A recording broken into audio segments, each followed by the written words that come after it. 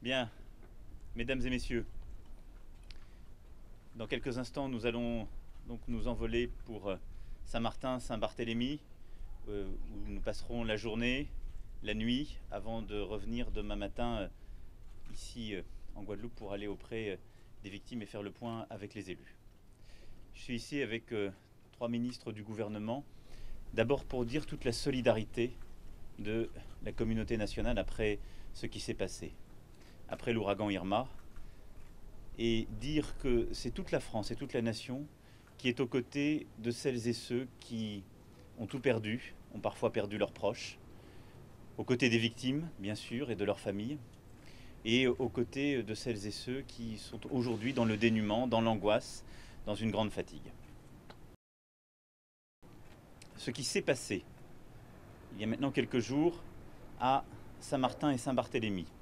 c'est une catastrophe naturelle dont nous ne retrouvons les précédents qu'en 1931 dans la région.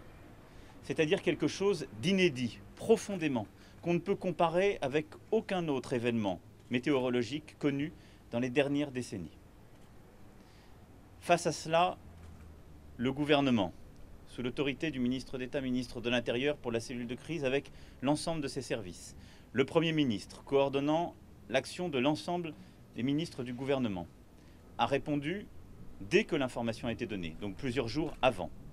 et constamment tout au long de cette crise. Ce que nous avons mis en place depuis le début de la crise, depuis l'ouragan, c'est l'un des plus grands ponts aériens depuis la Deuxième Guerre mondiale. Au moment où je vous parle, il y a 1900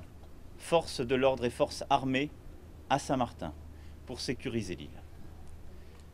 Et ce sont chaque jour plusieurs moyens conséquents sur le plan